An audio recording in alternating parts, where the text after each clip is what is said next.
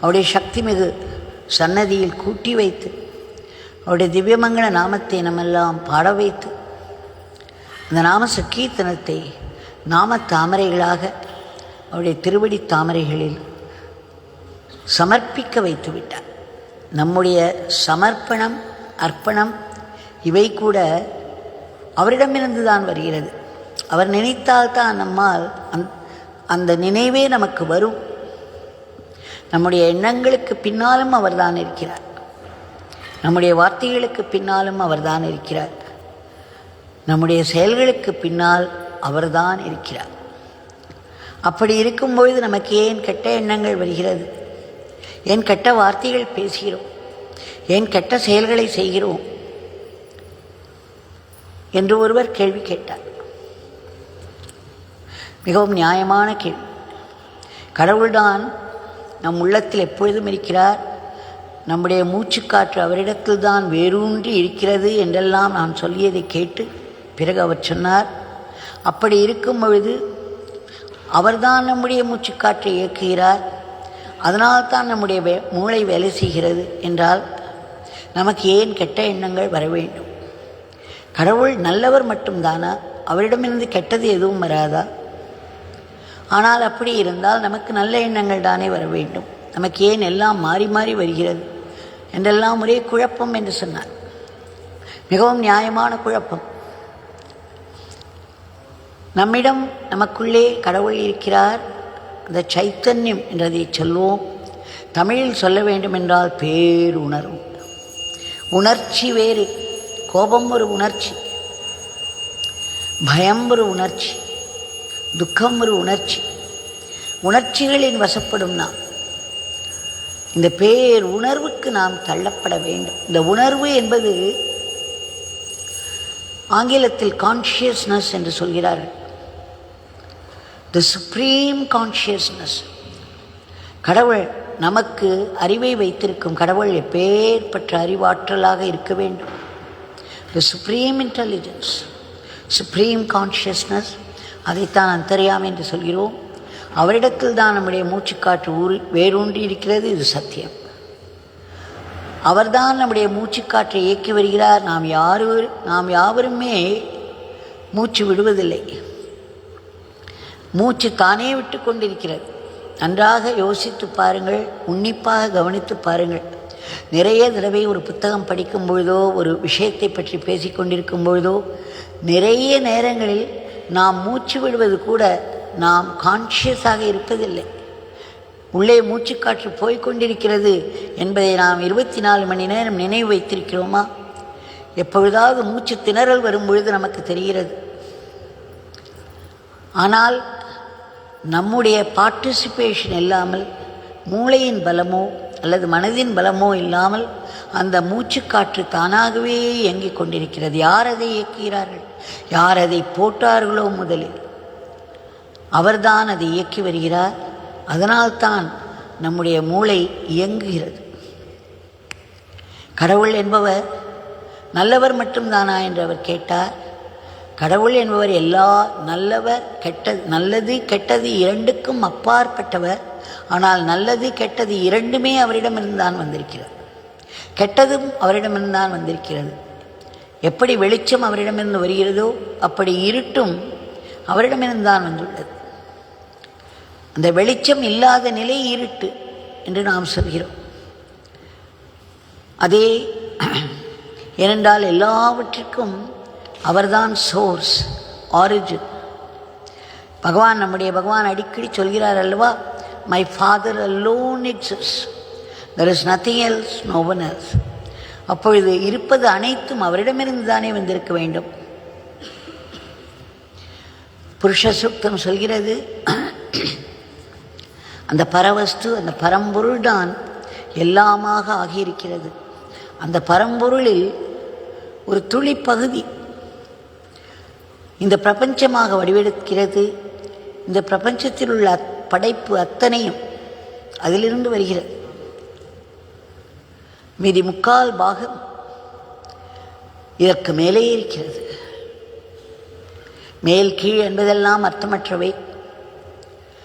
நம்முடைய மூளையின் ஒரு துளி பகுதியை வைத்து நம்மால் சில காரியங்களை செய்ய முடியும். சில காரியங்களுக்கு நம்முடைய மூளை முழுவதையும், மனம் முழுவதையும் அதில் போட்டால்தான் அது செய்ய முடியும். கடவுளுக்கு ஒரு விளையாட்டு, ஒரு துளி சக்தி. இந்த படைப்பு, எத்தனை படைப்புகள், இத்தனை பிரபஞ்சங்களை, அண்ட பிரம்மாண்டங்களை அவரால் படைக்க முடியும். அவர்தான் நமக்குள் இருக்கிறார். அவர் இயக்கித்தான் நம்முடைய மூளை இயங்குகிறது. நம்முடைய மூளையில் எண்ணங்கள், துரியோதனன் இருந்தான், அவனுக்கு நிறைய கெட்ட எண்ணங்கள் தான் வந்து கொண்டிருந்தது. தர்மபுத்திரர் இருந்தார், அவருக்கு நிறைய நல்ல எண்ணங்கள் தான். தர்மாத்மா, தர்மபுத்திரன் என்றே பெயர், நீதிமான். ஆனால் துரியோதனன் அதற்கு நேர்மாறாக இருந்தான். பகவான் கிருஷ்ணர் சொல்கிறார், அர்ஜுனா, நான் தான் தர்மபுத்திரன், நானேதான் துரியோதனன், நான் தான் இந்த மகாபாரத போரை சங்கல்பம் செய்தேன். நான் எதிரே இருக்கும் அத்தனை பேரையும் என்னுடைய சங்கல்பத்தினால் கொன்றுவிட்டேன். நீ உன்னுடைய அம்பை தூக்கி எறிந்தால் அவர்கள் மடிந்து விடுவார்கள். நான் ஏற்கனவே சங்கல்பம் செய்துவிட்டேன். அவர்கள் ஏற்கனவே அவர்களுடைய சத்து நீங்கியவர்கள். உயிர் சத்தை நான் எடுத்து விட்டேன். என்னுடைய சங்கல்பத்தின் படிதான் எல்லாம் நடக்கிறது என்று சொல்கிறார். நீ வெறுமே அம்பை தூக்கி போட்டு பெயரை தட்டிக்கொள், நிமித்த மாத்திரம் பவ என்கிறார். ஆக நம்முடைய பகவான் சொல்கிறார், என்னுடைய தந்தை ஒருவர் தான் இருக்கிறார் நிரந்தரமாக, வேறு எதுவும் இல்லை, எவரும் இல்லை. ஆனால் எதுவும் எவரும் தந்தையால் மட்டுமே உண்டாகி இருக்கிறது, தந்தையால் மட்டுமே இயக்கப்படுகிறது. அந்த தந்தை ஒரு நாள் இந்த எதுவையும் எவரையும் தனக்குள்ளே இழுத்து கொண்டு விடுவார். ஆக நல்ல எண்ணங்களும் சரி, கெட்ட எண்ணங்களும் சரி, உள்ளிருக்கும் அந்த சைத்தன்யம், அதனிடம்தான் இந்த பிரபஞ்சத்தில் தோன்றியிருக்கிறது. எத்தனையோ பேய்கள், பிசாசுகள், ஏவல், பில்லி, சூன்யம் என்றெல்லாம் பேசுகிறோம். துர்மந்திரங்கள் இருக்கிறது. எல்லாமே இருக்கும், அனைத்தும் அவரிடமிருந்தான் வந்திருக்கிறது. ஏனென்றால் அவரது ஒரு விளையாட்டு. ஒரு நாடகம் என்று நடத்தினால் ஒரு ஹீரோ இருப்பார், ஒரு வில்லனும் இருப்பார். வில்லன் இல்லாத நாடகத்தில் பார்ப்பதற்கு ஒன்றுமே இருக்காது. ஒரு நாள் வருவார்கள், பிறகு அதில் விறுவிறுப்பு இல்லை, சுவாரஸ்யம் இல்லை என்று யாருமே வரமாட்டார்கள். ஆக அந்த சுவாரஸ்யத்திற்காகவும் விறுவிறுப்பிற்காகவும் இந்த உலக நாடகமானது சிருஷ்டிக்கப்பட்டிருக்கிறது.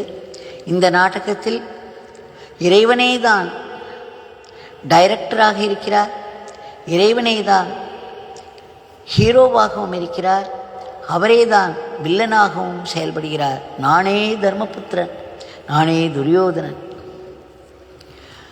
அந்த நாடகத்தில் இருக்கும் எல்லா கேரக்டர்ஸும், எல்லா பாத்திரங்களும் அந்த இறைவன் தான். அது மட்டுமல்ல, அந்த மேடையும் கூட இறைவன் தான். அவர்கள் ஒவ்வொருவரும் பேசும் வச்சனங்களும் இறைவனிடமிருந்தே வருகிறது. ஒவ்வொருவர் போட்டுக்கொள்ளும் உடை, சாப்பிடும் உணவு, அத்தனையும் அவராகவே ஆகி அதை அந்த உயிர்களுக்கும் அவரே கொடுக்கிறார். அந்த உயிர்கள் வாயிலாக அவரே சாப்பிடுகிறார்.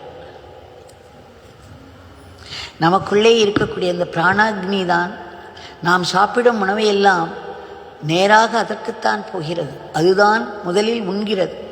அந்த பிராணாக்னி அந்த உணவை உண்டு அதை சக்தியாகவும் சூடாகவும் மாற்றி அந்த ஹிருதய தாமரையை ஒட்டியிருக்கும் அந்த நாடிகளின் வழியே உடல் முழுவதும் எடுத்துச் செல்கிறது.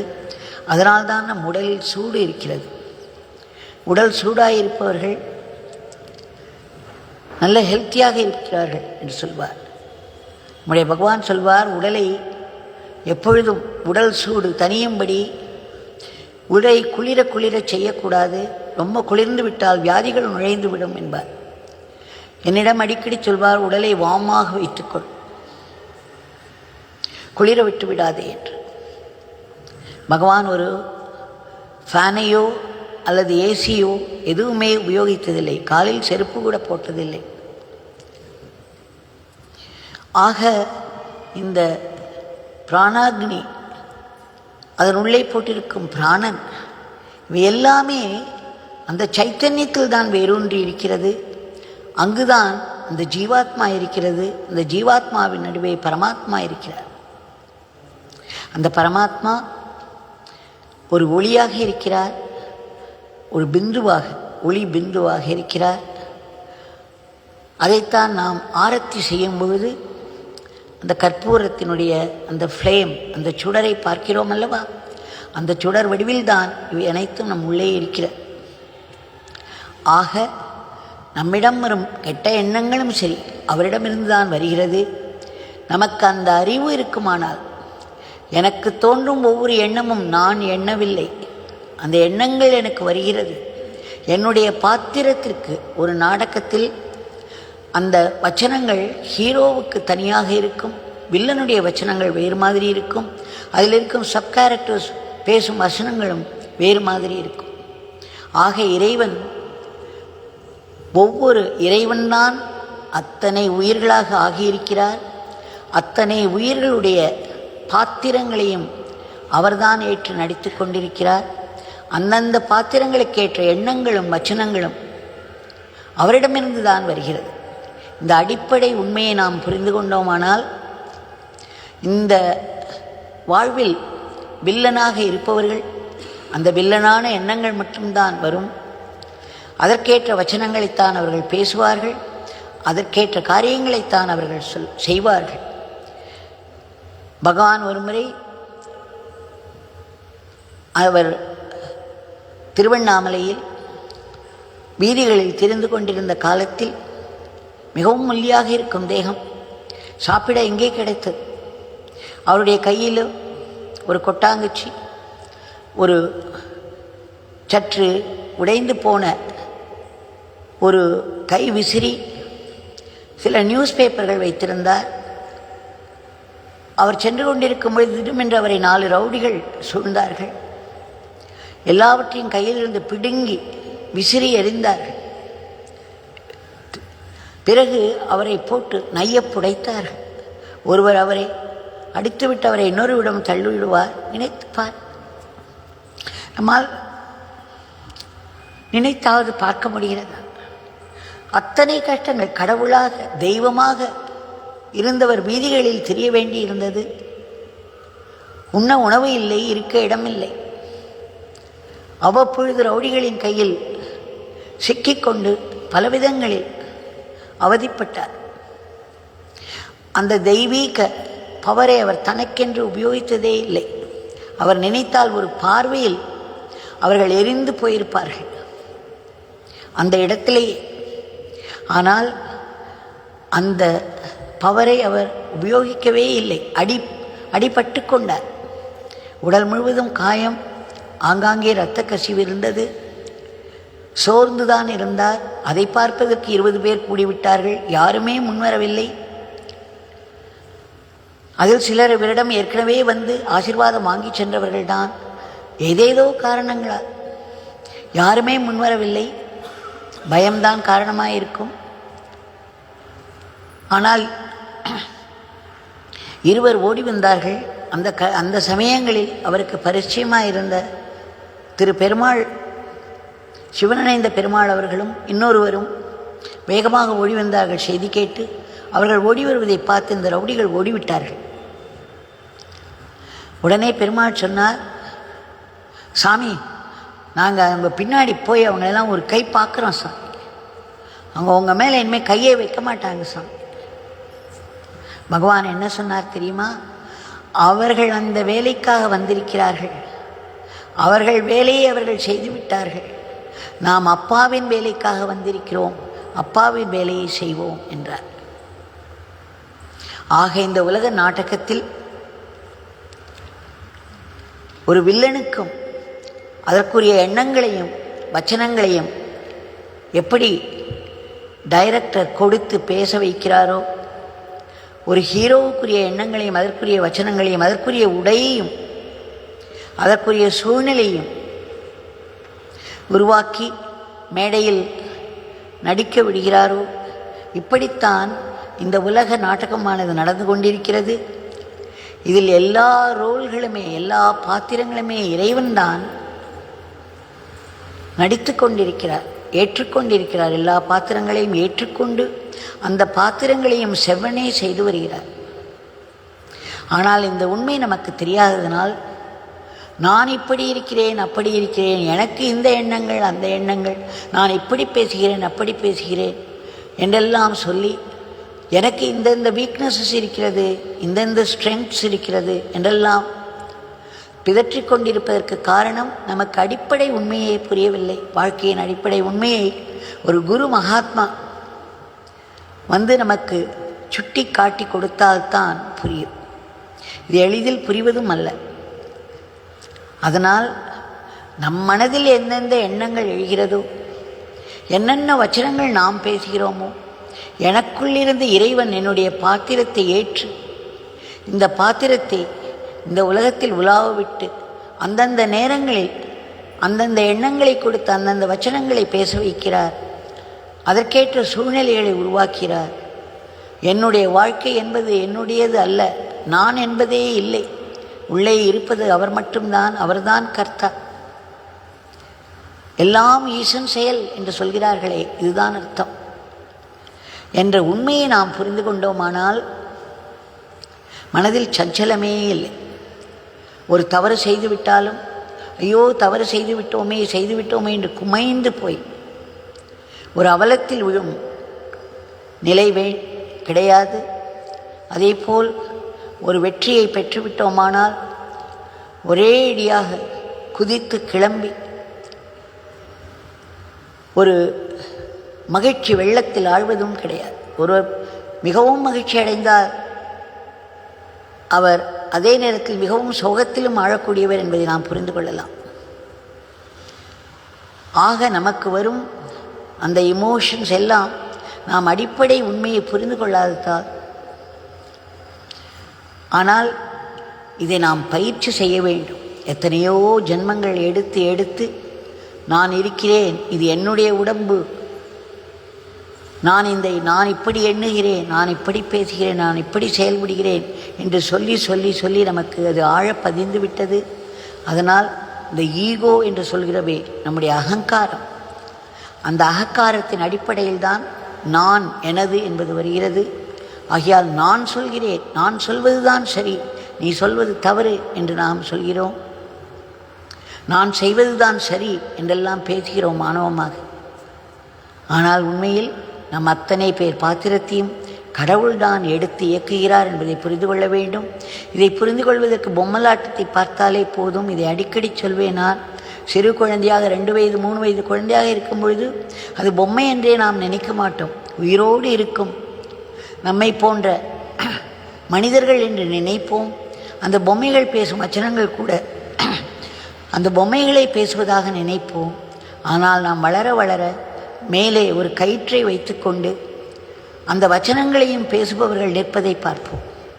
அதுபோல் நம்முடைய மூச்சுக்காற்று என்ற கயிற்றை உள்ளே இருக்கும் சைத்தன்யம் அந்தர்யாமி பிடித்து கொண்டு அதை மேலும் கீழுமாக இயக்கி நம்முடைய மனதில் நம்முடைய பாத்திரத்திற்கேற்ற எண்ணங்களை போட்டு அதற்குரிய பேச்சுகளை நம்மை பேச வைத்து நம்முடைய வாழ்க்கையை நடத்தி வருகிறார்.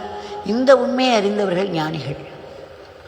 இந்த உண்மையை அறியாத அஞ்ஞானிகளுக்கு வாழ்க்கையே ஒரு நரகம்தான். ஆக இந்த ஞானம் இல்லாமல் நமக்கு பக்தி வருவதும் கஷ்டம். பக்தி வர வேண்டுமானால் நமக்கு பகவான் வேண்டும். பகவானுடைய கல்யாண குணங்களை பற்றி தெரிய வேண்டும். பகவானுடைய மகிமையை பற்றி தெரிய வேண்டும். அவையெல்லாம் ஒரு சத்சங்கத்தில் தான் நமக்கு தெரியும். ஆக சத்சங்கம் எல்லாவற்றிற்கும் மேலானது. அதில் தான் நாமத்தின் மகிமை நமக்கு தெரிய வருகிறது. அதனால்தான் நாம் நாமத்தை சொல்ல ஆரம்பிக்கிறோம். ஆக நமக்கு வேறு வழியே இல்லையா? நான் செய்கிறேன் என்ற எண்ணத்தை விடுவதற்கு என்னதான் வழி? அதற்குத்தான் நம்முடைய பகவான் அவருடைய நாமத்தை விட்டு சென்றிருக்கிறார். இறை நாமம் யோகிராம் சுரத்குமார் மட்டுமல்ல, எந்த இறைவனின் நாமமும் சரிதான். பகவான் சொல்வார், இந்த நாமம்தான் உயர்ந்தது என்று சொல்பவர்கள் பாபம் செய்கிறார்கள். எல்லா இறைவனின் நாமங்களும் ஒன்றுதான் என்று சொல்வார். ஆக எந்த இறைவனை நமக்கு எந்த உருவத்தை இறைவனின் உருவம் நமக்கு பிடித்திருக்கிறதோ அந்த நாமத்தை நாம் சொல்லி வர, அந்த நாமமானது எப்படி ஒரு அழுக்கு ஆடை, ஒரு டிட்டர்ஜென்ட் சோப்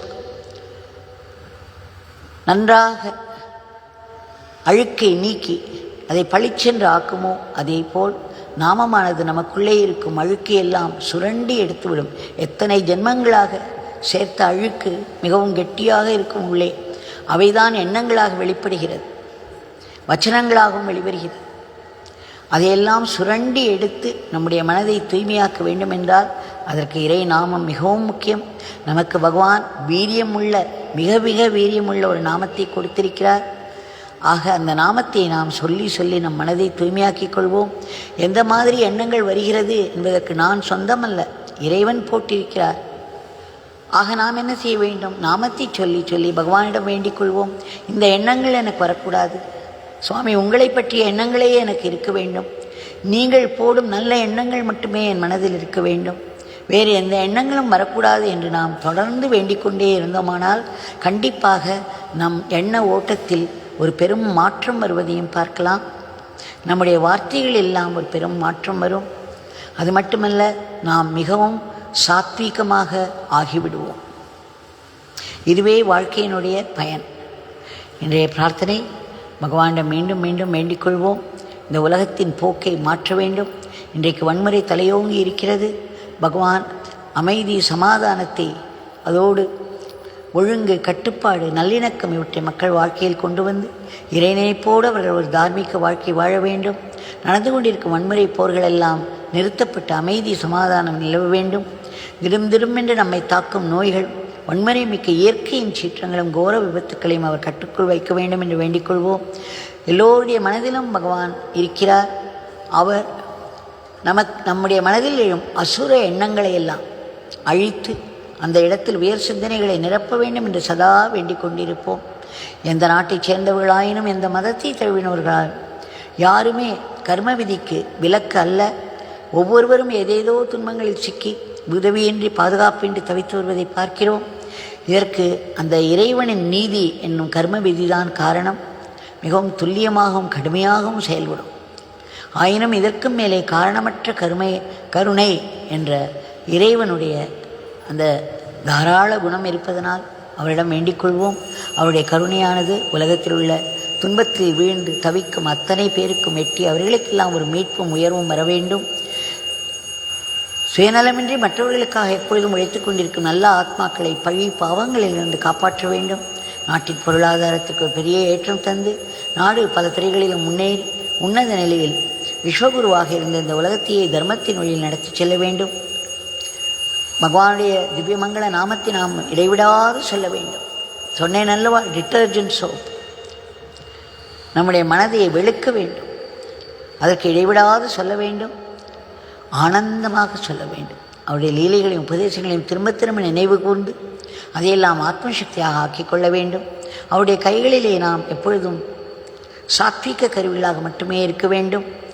தப்பித்தவரை கூட ராட்சச கருவியாக ஆகிவிடக்கூடாது. அன்றாட வாழ்க்கையை அவருக்கு அர்ப்பணமாக செய்து மாயையின் பிடியிலிருந்து மாயை சிக்கிக்கொள்ளாமல் பார்த்து கொள்ள வேண்டும். பகவானுடைய அந்த பேரானந்த பெருநிலை நமக்கும் கிட்ட வேண்டும் என்று வேண்டிக் கொள்வோம். அதற்கு நம் மனம் முற்றிலும் தூய்மையாக வேண்டும். அதற்கு நாம் என்ன செய்ய வேண்டும்? இந்த வல்லமை மிக்க ஆயுதம் என்று பகவான் நமக்கு அவருடைய திவ்யமங்கள நாமத்தை கொடுத்திருக்கிறார். அதை சொல்லி சொல்லி சொல்லி நம் மனதை தூய்மையாக்கிக் கொள்வோம். அதற்கு பகவான் அருள வேண்டும் என்று வேண்டிக் கொள்வோம். எந்த வேலை நம் கையில் விழுகிறதோ அதையெல்லாம் நமக்குள்ளிருந்து பகவான் இயக்குகிற, நம்முடைய மூச்சுக்காற்றியை இயக்குகிறவர் அவர்தான். அதனால் ஒவ்வொரு செயலும் அவர்தான் கர்த்தா என்பதை நினைத்து அதை சேவையாக ஆனந்தமாக போட்டி, பொறாமை, பொச்சரிப்பின்றி செய்து ஆத்மசக்தியாக மாற்றிக்கொள்வோம். வாழ்க்கை என்ன கொண்டு வந்து கொடுத்தாலும் சுக்கமோ துக்கமோ ஞாபகம் வைத்துக் கொள்ளுங்கள், இது ஒரு நாடகம். இறைவன் ஃப்ரம் இட்டர்னிட்டி டு இட்டர்னிட்டி என்று பகவான் சொல்வார். காலங்காலமாக காலங்காலமாக இந்த உலக மேடையில் இந்த நாடகமானது நடந்து கொண்டிருக்கிறது. சிருஷ்டி, ஸ்திதி வினாஷ் என்று சொல்லக்கூடிய இந்த நாடகம் நடந்து கொண்டிருக்கிறது. இந்த நாடகத்தில் பகவான் தான் நம்முடைய பாத்திரத்தை ஏற்று நடிக்கிறார் என்பதை நினைத்து கொண்டிருந்தோமானால் எல்லாவற்றையும் அவருக்கு அர்ப்பணமாகவே செய்யவும், ஒவ்வொரு வரும் துன்பங்களையும் துயரங்களும் கூட அவரிடமிருந்து தான் வருகிறது என்ற அறிவு நமக்கு வரும். அதற்கு நாம் ஏதோ ஒரு காரணம் இருக்கிறது, நாம் இதை யாருக்கோ எப்பொழுதோ செய்திருக்க வேண்டும், அதுதான் நமக்கு மீண்டும் வருகிறது என்று கர்ம விதியை நினைத்து கொள்ள வேண்டும். அதிலேயே மனம் சமாதானம் அடையும். அதன் பிறகு அது பகவானிடமிருந்து வருவதால் அதை பெரும் ஆசீர்வாதமாக பார்த்தோமானால் அது ஒரு பெரிய ஆசீர்வாதமாக முடிவதை பார்ப்போம். பகவான் நாங்கள் எப்பொழுதும் தங்களிடம் நன்றியோடு இருக்க வேண்டும். உலகத்து ஜீவராசிகள் அனைத்திற்கும் தங்களுடைய கருணையெட்டி அவையெல்லாம் ஒரு மேல்நிலைக்கு வர வேண்டும். இறுதியாக இந்த கொடிய பிறப்பு இறப்பு சுழலிலிருந்து நாங்கள் முற்றிலும் விடுபட வேண்டும். இதற்கு அடிப்படை காரணமான அகம்பாவம், நான் இந்த உடம்பு, நான் எனது என்ற ஒரு சிறு வட்டத்துக்குள் வாழும் நாம் பகவானிடம் வேண்டிக் கொள்வோம். தாங்கள் இந்த அகம்பாவத்தை வேறறுத்து ஆத்மபாவத்தை ஓங்கச் செய்து மரணமில்லா பெருவாழ்வை எல்லோருக்கும் தந்தருள வேண்டும் என்று ஆத்மாத்மாய் மீண்டும் மீண்டும் வேண்டிக் கொள்கிறோம். வேண்டிக் கொண்டே இருப்போம். ஜெய் யோகிராம் சுரத்குமார்.